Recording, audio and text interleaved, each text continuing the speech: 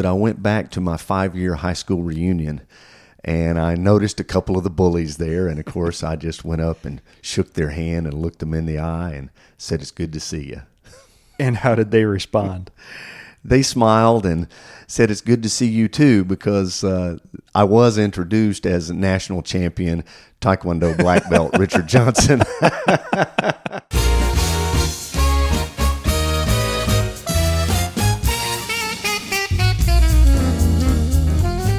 Hello, my friends, and welcome to the Personal Responsibility Lawyer Podcast. I am your host, Michael Lovins of the law firm Lovins Trosclair.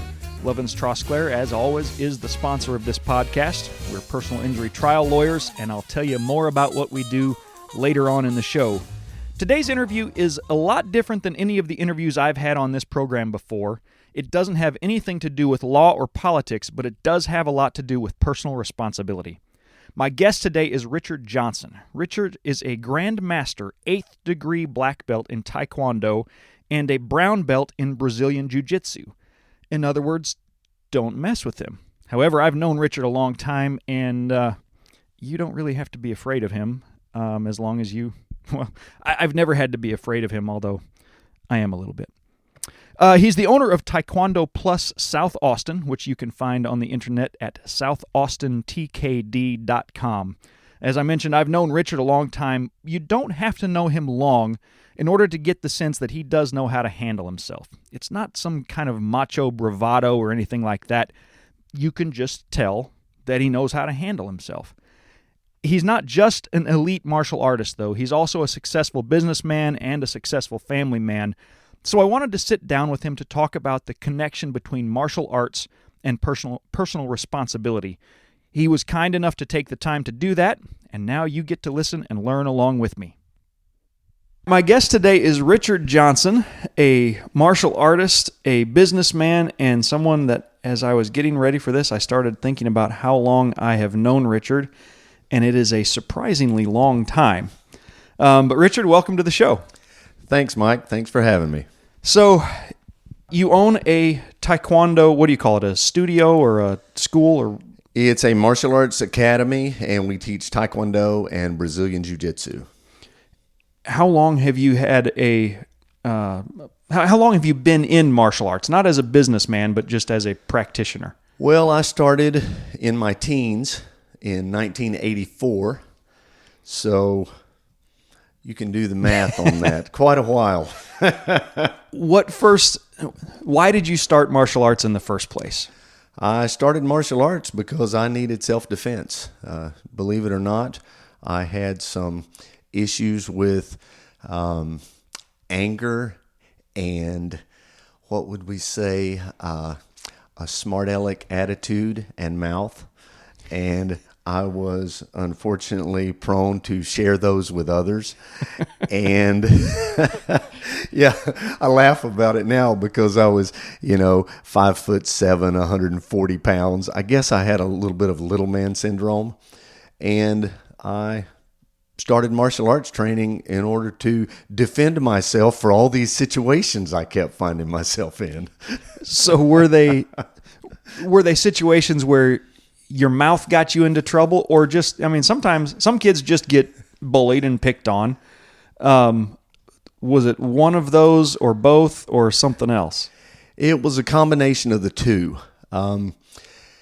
Most people don't know it, but I did have a physical deformity early in my life. I had a hemangioma tumor on my neck, and it was rather large. It was probably about the size of my fist.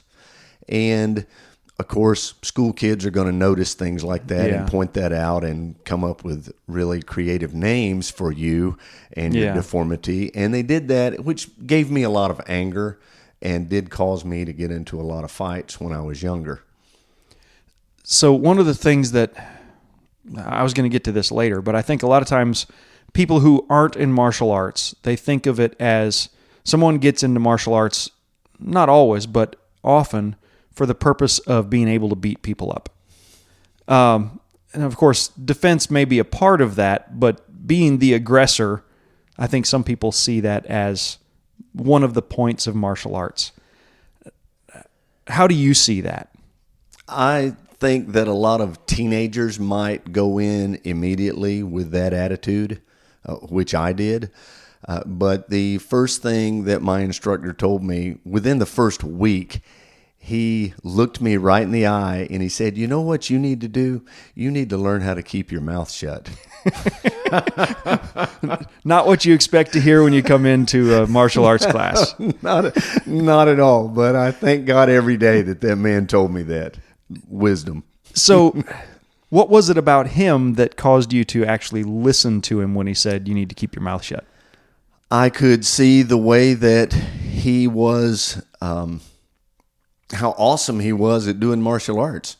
He was a national champion Taekwondo fighter, and he was really good at the self-defense techniques and all of the different demonstrations that I saw go on and all the different people that I heard talk about. This guy was like the next thing to Bruce Lee, which a lot of our listeners today might not have any idea who that is, but in the 70s and 80s, that was a big name. He was the man. No doubt.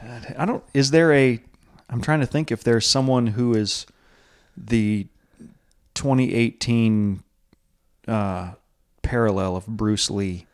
Yeah, right now there's really not. I mean, pop culture knows a lot about Chuck Norris, so he's in there. And then Jackie Chan has had a good run in the early 2000s, but he's getting up in age now and not doing quite the same thing that he used to do. Yeah, I guess he'd probably be the most recent. Yeah. So was there a particular reason? Did you start, I guess, first of all, did you start in Taekwondo or did you start in a different martial art? I started in Taekwondo. Was there a particular reason you chose Taekwondo over other martial arts? It was the only style available in small town Florida where I grew up. There was one martial arts school, and this was it. Makes the choice pretty easy, I suppose. It was easy, no doubt. So you've been doing it for a long time, and your school now also teaches Brazilian Jiu Jitsu. How long have you taught Jiu Jitsu here? Going on 10 years now. Okay, now in Taekwondo, I know you have a black belt, but there's different levels of black belts. What level are you in Taekwondo? My official rank in Taekwondo is Grandmaster 8th degree black belt. And how long have you held that rank? I just recently received that in 2018. Oh, wow. Okay. Just briefly, what did you have to do to go from whatever your previous rank was to Grandmaster 8th degree black belt? Well, my previous rank was Senior Master 7th degree black belt, and during that time, I had to complete a certain number of hours of training, and I had to complete even more hours of giving back to others the knowledge that I've gained over the years in Taekwondo. Okay. So the 8th degree black belt is more of an instructional and giving back, continuing to train naturally, but being in my 50s, my kicks probably aren't quite as fast or as high as they were when I was in my 30s. So martial arts doesn't reverse or necessarily slow the aging process, huh? I'd like to say different, but no, it doesn't. So how long were you in martial arts before you first became a black belt? It took me about 3 years to get to my 1st degree black belt. It seems quick to me. That is really fast, but you have to keep in mind that I was a teenager and I didn't do anything else. I trained 6 days a week, sometimes twice a day, in order to reach that level. What made you so motivated as a teenager who came in because you were a smart mouth who got into scraps that you probably didn't need to get into, and you wanted to be able to defend yourself, maybe take on some kids bigger than you when you needed to, and then suddenly you become somewhat obsessed? Absolutely obsessed, just because I found that I loved the training aspect of it more than the, oh yeah, this is going to be great for when I get in my next fight. Fun fact, I haven't been in a fight since I started martial arts. So the whole reason that you started, you're 30-ish years into it, you still haven't had a chance to use your skills. I use my skills every day. Well, but yeah, those good point. skills are honor, courtesy, integrity, are tenets of Taekwondo that were ingrained in my head by my instructor, and that great bit of advice he gave me about keeping my mouth shut. Did he have to give you that advice more than once? Of course he did. So after he had to give it to you again, how was it that you had avoided getting into fights even though you hadn't learned to keep your mouth shut? Because I realized in my training, while I was in that room with other people who were much higher level than I was, all the things that I didn't know and all the dangers that there were associated with this fighting lifestyle that I was trying to embrace. How soon, well, I shouldn't say how soon. At some point, did you look at it and feel quite surprised at how your journey into Taekwondo had taken rather different turns than what you intended when you started? Yes, but probably not for at least 10 years. I looked up one day and said, wow, I started this because I wanted to learn how to fight, and now that I know how to fight, I never fight. That's Is that an the idea of that now that I know how to fight, I never fight? Is that a common thing for people who progress deep into martial arts, or are you unique in that way? I think it's very common, and I also think that the reason I started was very common, and when I look back, I say that probably the major difference there was confidence. When I was the smart aleck who wanted to always instigate these fights, I was trying to prove to myself how tough I was, because inside I had no confidence at all in what I had going on. But then as I increased my ability level, I started understanding, oh, you know what? I don't need to prove this to anyone. I've developed this confidence by the accomplishments I've made. Do you remember when that became a conscious realization? I'd like to say that that I do, but I don't actually. It was just a process, and I would say probably within the last 8 to 10 years is when I came to that realization that I don't really have to prove anything to anyone. It's there. Did you ever notice that the newfound confidence and your abilities that you had acquired through Taekwondo, did it change how people at school treated or saw you? It did in a great way. I actually started right in my senior year of high school, and of course I disappeared from public view, but I went back to my 5-year high school reunion, and I noticed a couple of the bullies there, and of course I just went up and shook their hand and looked them in the eye and said, "It's good to see you." And how did they respond? They smiled and said, "It's good to see you too," because I was introduced as a national champion Taekwondo black belt Richard Johnson. Yeah, I suppose that was there a glint of fear in their eye as they thought, "Oh no, chickens are coming home to roost." Well, not that I could tell, but I never gave the impression that, hey, I'm here to get some skin back from you guys. Not at all. Did it ever cross your mind that now you at least had the opportunity to even the score if you chose to? Of course, I felt very confident in my ability at that time, but I also felt that inward confidence in myself that, what difference is it going to make if I beat up this guy? It's not going to change anything. It's not going to help anything. Certainly not for the better. Might change the bars on the windows of the room where you sleep, but exactly.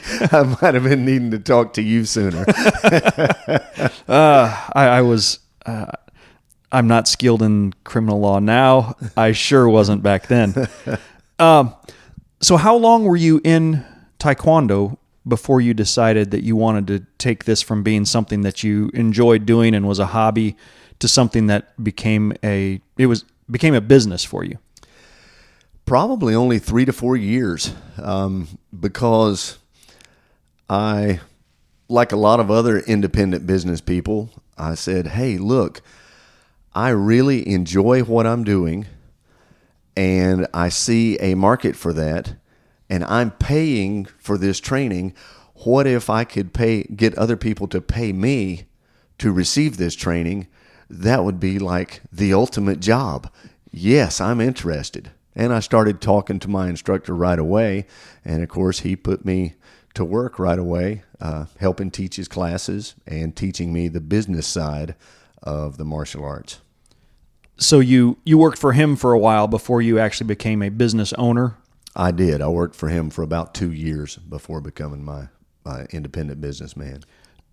Now, that was in Florida, right? Correct. But now we're here in Austin, Texas, where I know you've been for a long time. Yes. Did you ever own a school in Florida, or you came to Texas before you did that? I did not own a school in Florida. The specific reason that I moved to Austin, Texas was to open a business. We researched several cities around the U.S., including some around Houston and then Jacksonville, Florida, and even up in the Midwest. But after I visited Austin, I knew this was the place for me. What was it about Austin that made you come to that decision? Well, it's rather easy. If you go visit Jacksonville or Houston and then come to Austin, you'll know the answer to that. It changed a lot since then, but... It has. But it's still a great city and a great town with lots of great people. And I really enjoy the service that I provide for them, and I really enjoy living here. So about 10 years ago, I think you said you started teaching at least Jujitsu. Why did you choose to do that? And when you chose to add a martial art, both to your practice and to your business, why Jujitsu as opposed to some other martial art? I picked Jujitsu because it is the premier martial art for learning how to fight if you're not standing up. If someone tackles you and takes you to the ground, you need Jujitsu skills, and which for most self-defense situations, that's what happens. It ends up on the ground and with one person dominating the other, where a bigger person really does have the advantage. But once you learn these specific Jujitsu skills, especially for a smaller person, they can cause you to have the advantage in a ground fight. Okay, so I'm going to put on my lawyer cross-examination hat and say, well, hang on a second. You'd been in Taekwondo for probably 20 years, roughly at that point, and had been in precisely 0 fights, therefore 0 fights that went to the ground. So why did you need a ground game in martial arts 20 years into a fight-free martial arts career? That is a great question. I hadn't thought of it that way. I thought of it as the service that I provide to my customers, and I tell people that I teach real self-defense skills, and I do. And when you're standing up, Taekwondo, blocking, kicking, punching is fantastic and will serve you very well in a self-defense situation.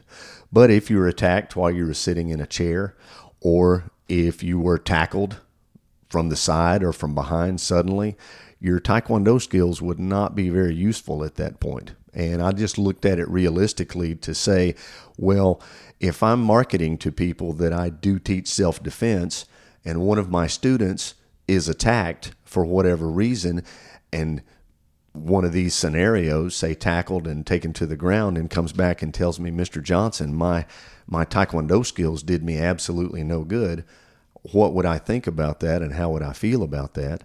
And so I decided to remedy that.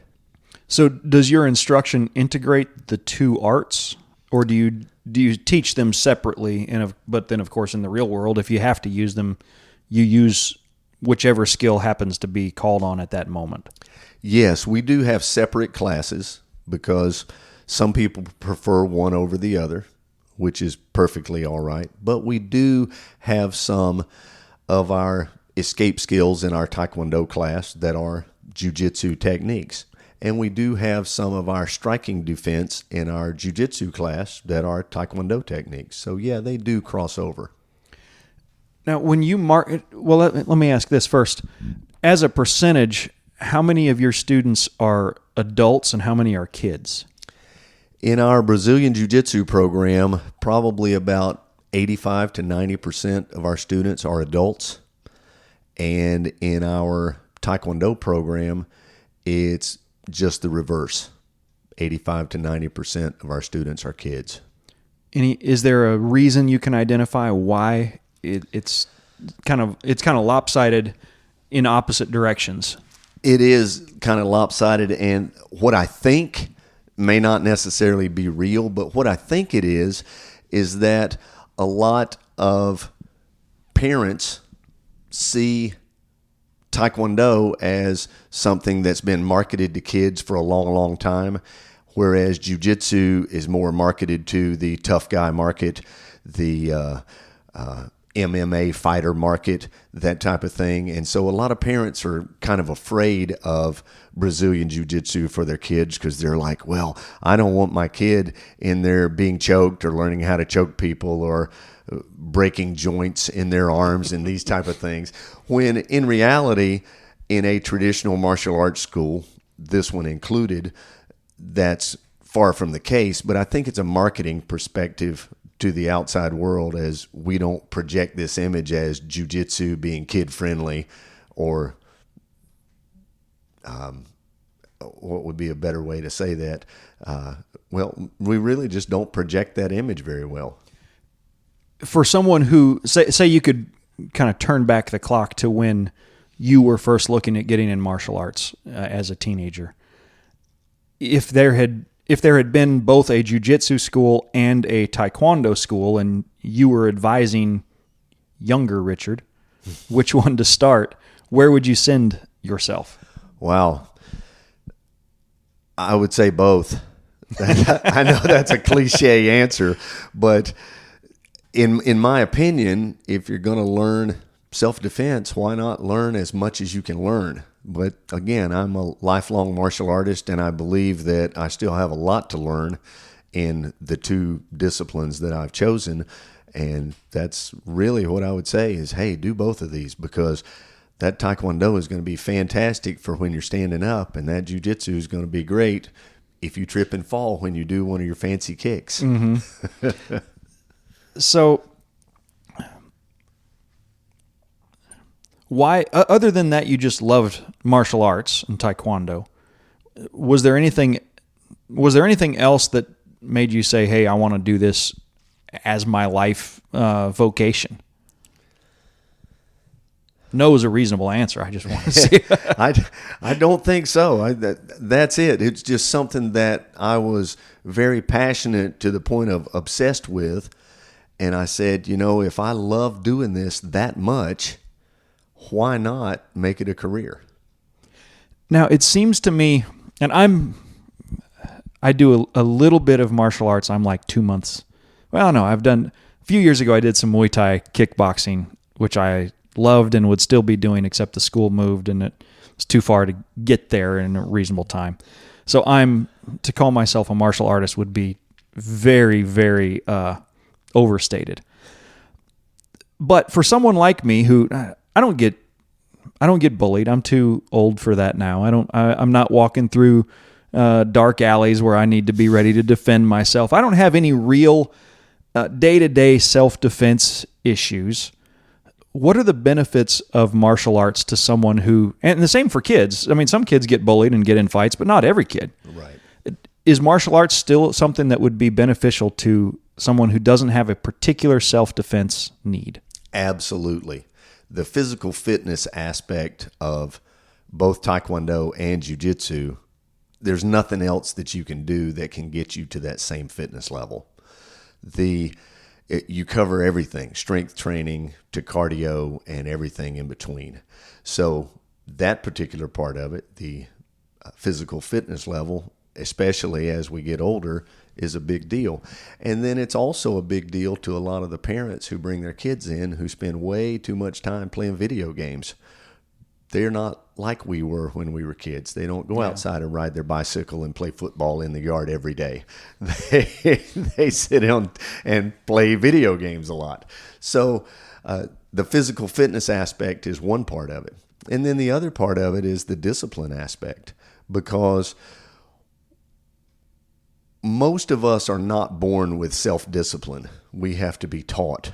And in our classes, you learn there's a right way to do things, and there's a right order to do those things in. And if you don't make that happen, there are consequences for that. What do those consequences look like? And this is kind of getting into the part that I find honestly the most interesting, because the idea that there's a right way and a wrong way to do things and that there are consequences. I mean, I call this podcast the Personal Responsibility Lawyer Podcast. Partially, there's a lot of reasons, but partially because I've had to learn a lot of things the hard way in my law practice. There's a right way to do things, and if you do it a different way, things don't turn out like you want them to. and it's that way in all of life. And that's the wonderful thing that I think the kids get the most out of, that they don't even realize they're getting. For instance, I will tell a kid who's in his first class with sparring gear on, about to spar with somebody who's a much higher level than him, number one thing you do, make sure you keep your body turned to the side. If they do so, they limit their opponent's abilities to attack. And if they don't do so, they go, oh man, he hit me really hard in the stomach. And my first question, all of them will tell you, when they come to me and go, oh, he hit me too hard, I'll go, well, which way were you turned?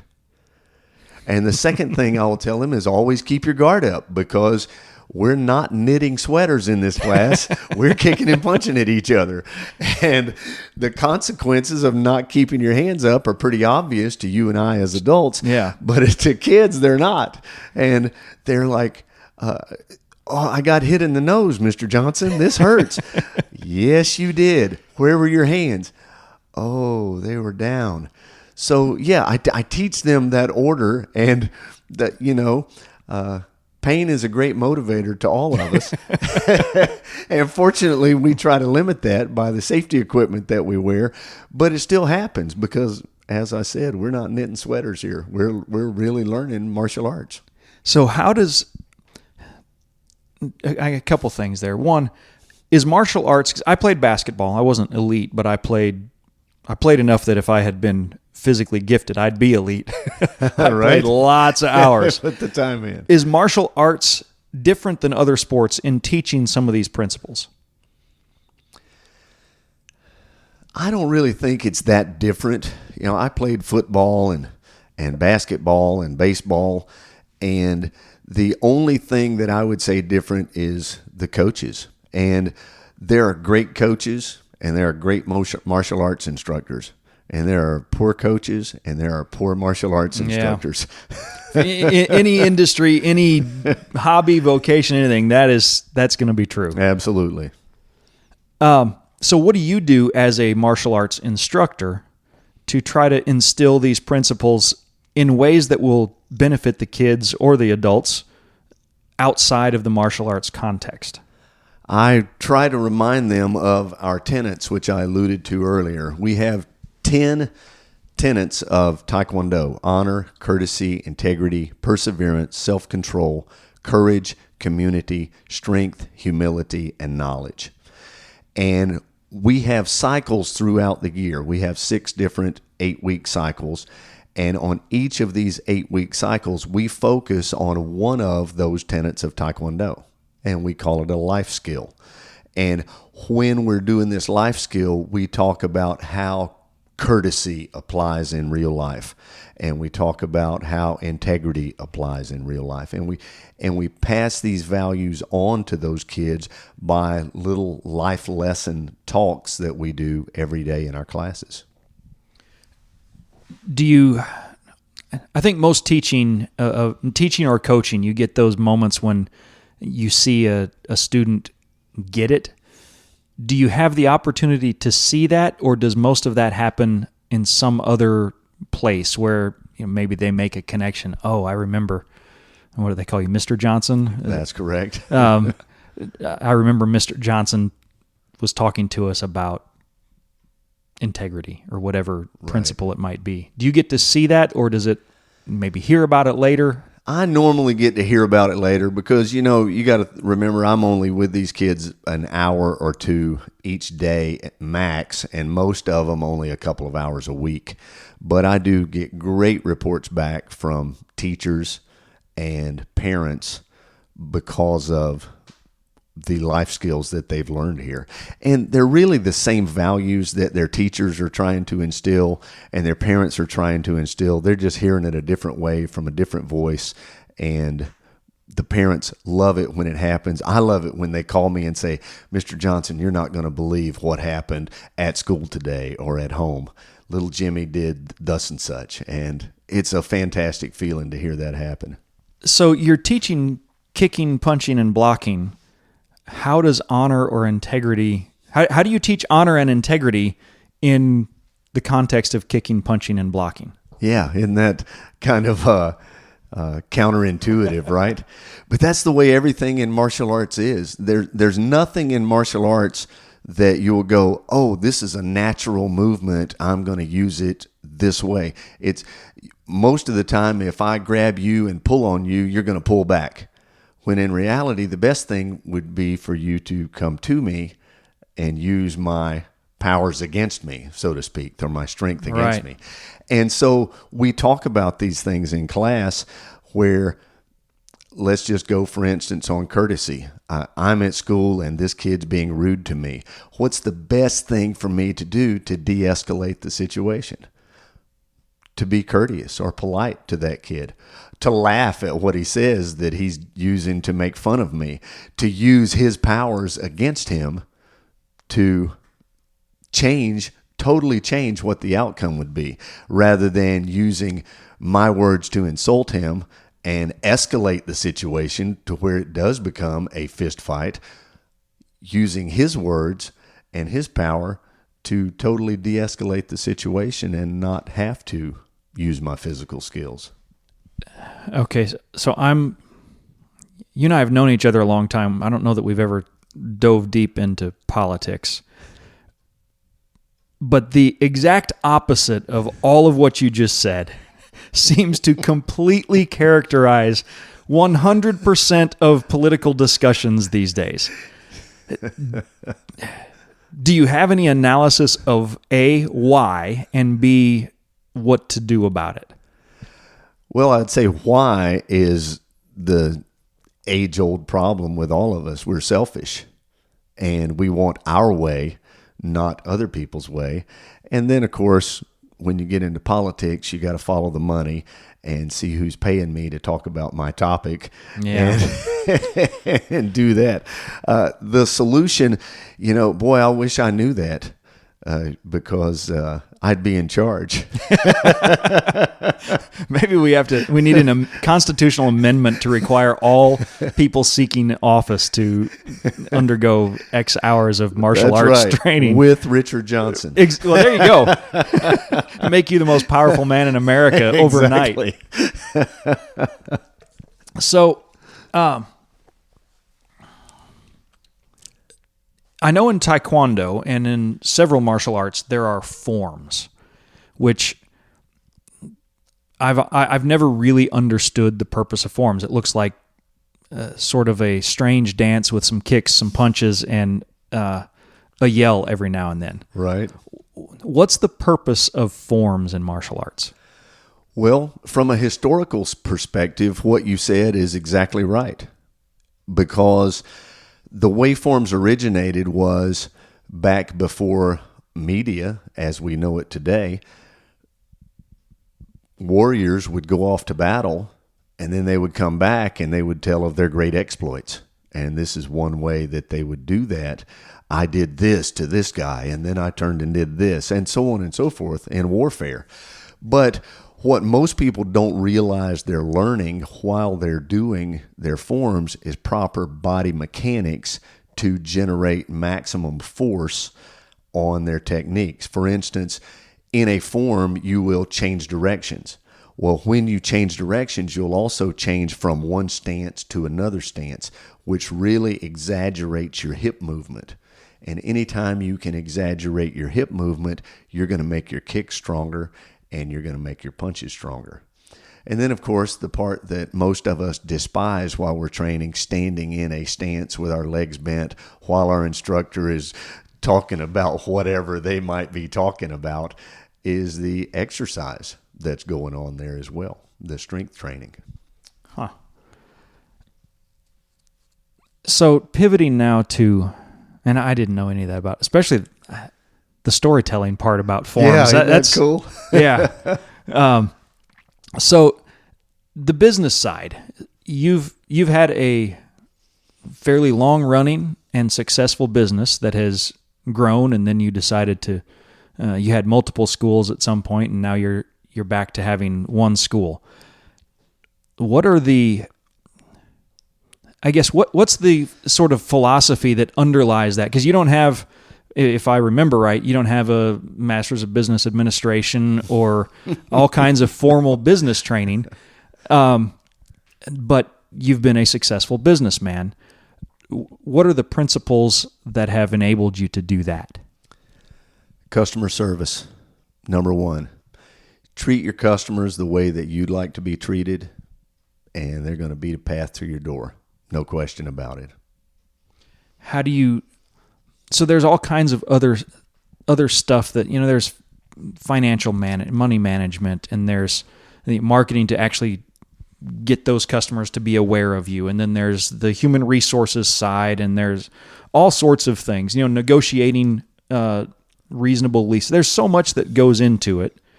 You don't start a business knowing all that. You may be generally aware that you've got to learn that. How do you go about learning those sorts of things without having too many catastrophic lessons? Well, in college, I did accounting. So I was prepared for the financial side of it, so I thought. But I have paid many professionals to help me with that over the years. And too many times as small business owners, we think, okay, I can do everything that I need to do in running this business. And from being an attorney that is not the case. When you have need of a professional, you will save a lot of money by paying that professional to do what they know how to do way better than you do. And I've done that. I have an accountant, I have an attorney, so on and so forth, that help me with these. I have a professional commercial real estate broker that helps me with leasing. I don't do that myself. I hire professionals. How much do you attribute your ability to succeed in the business side to learning and excelling the martial arts principles? 100%. Because I'm not an expert at anything else. I'm an expert at motivating and teaching people how to do Taekwondo and Jujitsu. That's my hat. Do you have a tally of how many people have come in and proceeded in your school to black belt? I do have a running count. I could look it up and tell you exactly, but it's well over 2,000 people who have trained and become black belts. You said you did it in 3-ish years. How long does it take most people to do that? I would say the average person now is probably more in the 5-year range, but it's still, if you're a person who comes and trains with me 5 or 6 days a week, you could do it in 3 years with no problem. To do it in that 5-ish year range, how many hours per week do you need to put in training? You're going to need to average, walking through my door, 2 hours a week. And then, of course, I'm going to give you things to work on at home and say, hey, practice this. So you could throw another 2 hours a week in there. 4 hours a week, you could make it in a reasonable amount of time. So it's not insurmountable. It's not 30 hours a week that you have to put in. Absolutely not. So how much of that, the 2 hours that's not here at your school, how much of that is sort of book learning, terms, techniques, and so forth that you're just memorizing, and how much of it is actually physically rehearsing different skills that you've learned? What I'm going to recommend to you is everything that you can do at home that we practice in class, practice it. So most of it is going to be physical, but then I'm also going to recommend that you study up a little bit on our topic of the cycle, our life skill, and learn what that means and how to apply it and see what difference that can make in your life. Are those things, those life skill things, are those tested when someone comes in to test for advancement? It's tested in the aspect that we make sure that you know what that word means and you know how that word applies. But, we don't go and check up on you and see what your behavior is like. You don't have private investigators that tail your students? Not yet. Not yet.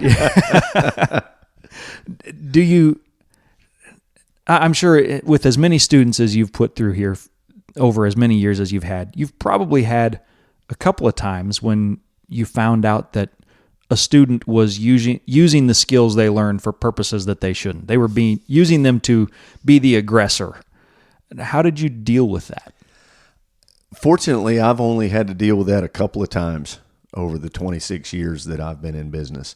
That's pretty good, because if you've got 2,000 black belts, you've got way many more who have proceeded. Black belt's the obviously the highest. You've probably had lots of gone to blue, yellow, and of course, yeah. Lots of people never make it to black belt. The vast majority never make it to black belt. But the way that I've dealt with that is set that person down and explain to them how, if this behavior is to continue, I will refuse to teach you anymore, and I'll dismiss you from my program, because that I don't want you representing me by being this person who is the bully or the aggressor. That's totally not what I teach, and I'll not stand for it. How did those students respond? Both times they changed their behavior and understood what I was telling them and continued to train. Do you recall how far they proceeded beyond that? I do recall one person who actually made it up to 5th degree black belt. Wow. Trained with me basically most of his life. Yeah. That's pretty high.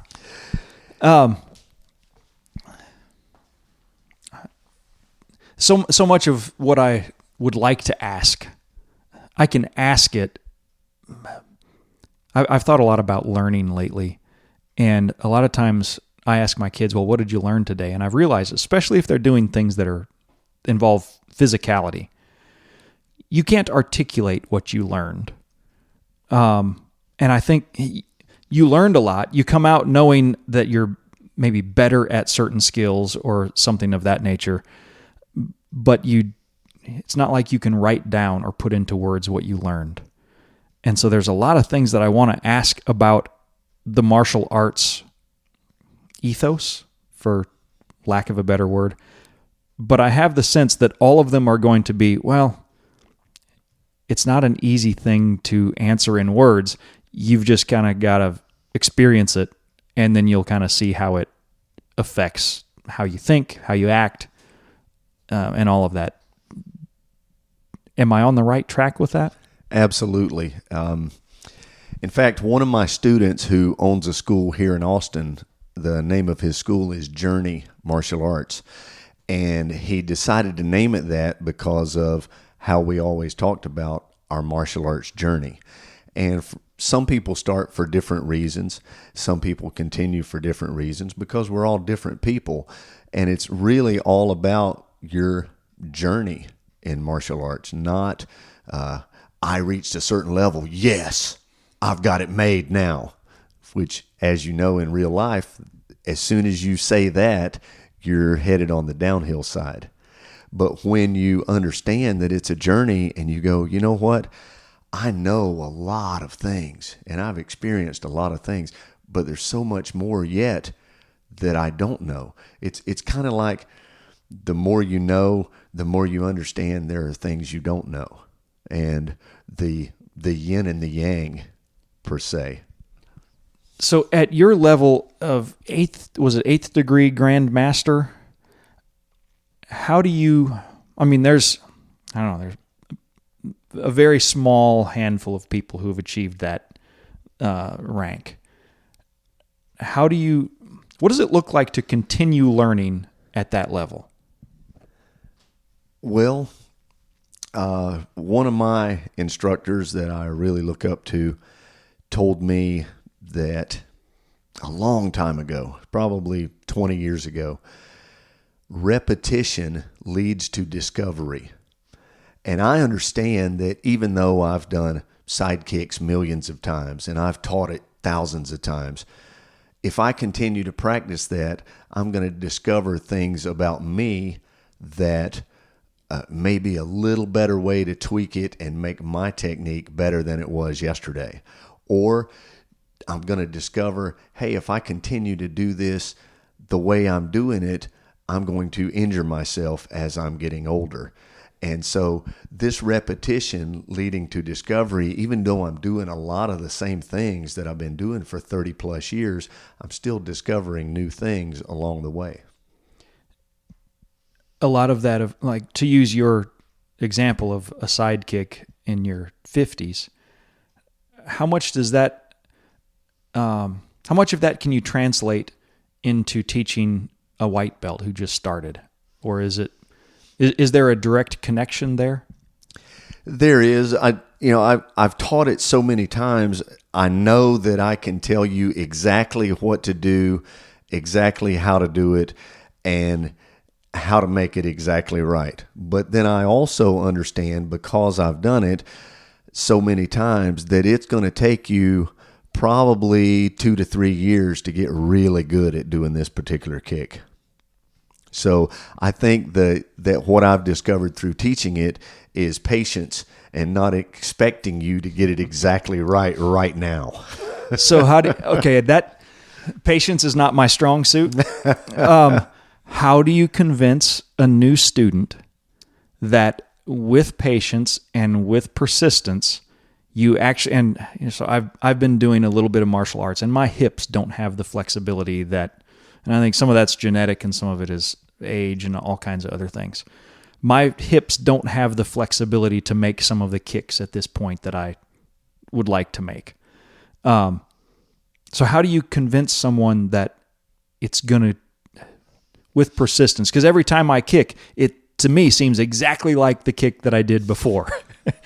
Why would I think that 10,000 kicks into it, that 10,000th kick is going to look better than the first kick? You're not going to think that. None of us do. But if we continue with the process, we will see that actually it does. I'm sure that your first case that you tried fresh out of law school, when you look back at that, you go, holy cow, I was an idiot. And and it's no different. As you continue to do it and you learn and you modify the process and you make minor gains throughout this journey, it will happen. But it's hard to tell a kid that. Adults, people our age understand that sort of. Yes. And then we also have the microwave approach where we want this thing to be hot right now. And there are a few techniques that you can learn and get really good at in martial arts rather quickly, but the vast majority of them take years. There are a lot of skills that I've noticed this in myself over the past, I don't know, probably several years now, but I'll stick with kicking as an example. I don't want anyone to see me kick right now because it's not a good looking kick. You don't have to be a martial arts expert. You don't have to be an 8th degree grandmaster looking, oh yeah, there's a newbie. Even knowing that a year or two down the road, I'll be able to do that kick, and it's not going to be 8th degree grandmaster, but it's going to be a respectable kick. I hate the idea of having somebody out there, or in modern technology, maybe even video evidence of how bad I used to be. And I think for me sometimes, and I don't think I'm unique here, there's an obstacle of I'd like to get better at this skill, but later on, I don't want to have to look back at how bad I used to be. So I'd rather just not do it at all so that there's no evidence of my utter incompetence at any point in time. Yes. I don't know how you get over that. I think you just have to dive in and say, It's no different than everything else in our life. No one likes for people to look at the things that we're not good at and go, wow, look at that. And nobody likes to stand up and go, hey, I am terrible at singing. Why don't all of you listen to me sing? I sometimes don't even like someone to say, man, you've gotten so much better at X, because for whatever reason, what I hear when someone tells me how I've improved is they're telling me how bad I stunk before. Well, and you did, but that's one of the great things. That's why one of our tenets here at our school is humility, because you can't be a good martial artist without having that. Wow, that's actually... I hadn't thought of that in terms of humility, but that makes a lot of sense. Yes. You will be served up dose after dose of humility in your martial arts training. Sometimes with significant force. Yeah, absolutely. Well, thank you so much for taking the time to talk to me today. I don't think we ever said the name of your school. What is the name of your Taekwondo school? The name of the Taekwondo school is Taekwondo Plus. And the Jujitsu school is ATX Martial Arts. And we're in the same building under the same banner. But you can look us up at Taekwondo South Austin or ATX Martial Arts, either one. Fantastic. Thank you again for coming on the Personal Responsibility Lawyer. Thank you. This episode of the Personal Responsibility Lawyer podcast is brought to you by my law firm, Levens Trosclair, where we use the civil justice system to hold people responsible for irresponsible choices when those irresponsible choices cause serious injuries and sometimes even death. We are personal injury trial lawyers, but we approach our cases a little differently than a lot of other lawyers who do the same basic kind of work.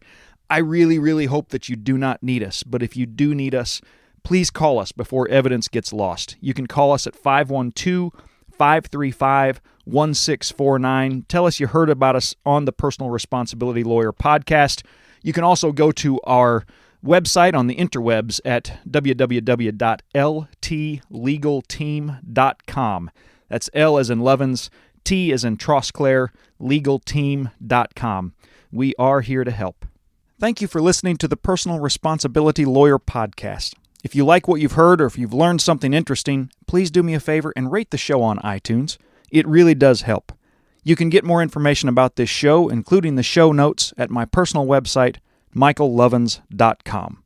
And now I have to do some disclaimers where I say stuff that you already knew, but I got to say it anyway so that I keep the state bar happy. This podcast is not legal advice. You listening to this podcast does not make me your lawyer or you my client. Neither does it make any of my guests your lawyer. If you want me to be your lawyer, contact my office. If I can represent you, we will execute a written contract stating the specific terms under which I agree to represent you. Did you really need me to tell you that? I really, really hope not. Also, I am not certified by the Texas Board of Legal Specialization as a personal responsibility lawyer because they don't know what that is. They also have not certified me in any other areas of specialty that they actually do recognize. I think that does it for disclaimers. For Levens Trosclair and the Personal Responsibility Lawyer podcast, I am Michael Levens. We'll see you next time.